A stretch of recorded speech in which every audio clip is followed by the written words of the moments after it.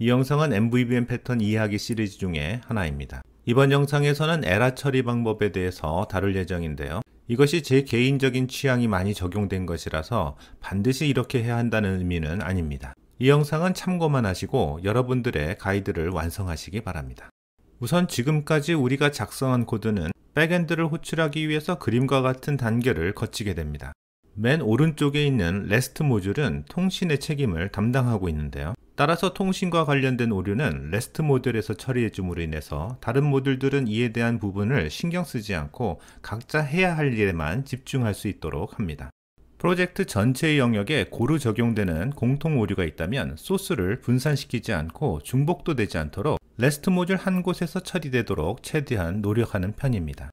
모델에서는 사실상 오류 처리를 거의 하지 않고 있는데요. 가끔 수정할 수 없는 레거시 코드를 함께 처리해야 할 때 현재의 버전과 맞지 않아서 발생하는 오류를 임시적으로 처리할 경우가 있었는데요. 이렇게 아주 특수한 경우에만 모델에서 오류를 처리하고 있습니다.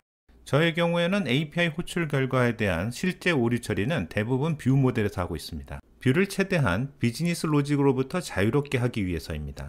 하지만 사용자의 선택 등 상호작용이 필요한 오류가 있을 수 있는데요. 이러한 UI 관련 오류는 최종적으로 뷰에서 처리하고 있습니다. 이전 코드에서 오류 처리 부분을 보강하면서 설명을 이어가도록 하겠습니다.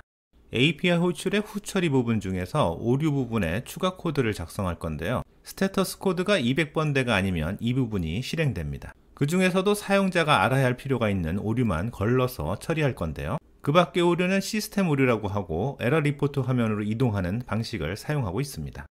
예를 들면 401번의 경우 로그인이 필요하기 때문에 사용자가 이유를 알아야 하고 로그인 등의 조치가 필요하지만 400번과 같이 다른 코드의 경우에는 사용자보다는 프로그래머의 코드에 문제가 있기 때문에 사용자에게 구체적인 이유를 알려주는 것은 오히려 혼란을 가중시킬 뿐입니다. 따라서 시스템에 오류가 있으니 바로 조치하겠다 정도의 메시지 전달이 더욱 이해하기 쉬울 것입니다. 오류 리포트 화면 정도가 필요한 상황이기 때문에 해당 페이지로 이동하는 것으로 마무리할 예정입니다. 그로벌즈 폴더의 REST 모듈의 코드를 설명한 것 같이 수정해 보겠습니다. 에러인자의 리스폰스 객체의 스테터스 속성을 스위치문을 통해서 분기 처리하겠습니다. 401번 케이스면 오류 메시지를 띄우고 로그인 페이지로 이동합니다. 경로를 변경하기 위해서 필요한 라우터 모듈을 임포트 해야 되는데요. VS 코드가 자동으로 처리해주고 있습니다. 기타 오류들은 시스템 오류 페이지로 넘겨서 처리하겠습니다. 오류 페이지에 대한 구체적인 진행은 우선 무시하도록 하겠습니다. 모델의 경우에는 이미 말씀드린 것처럼 백엔드에서 대부분의 로직을 처리하고 있기 때문에 딱히 처리할 것이 없습니다. 다만 보시는 것처럼 레거시 호환성 이슈 등 후처리 코드가 필요한 경우가 있습니다. 지금은 이 부분을 그냥 넘어가도록 하겠습니다.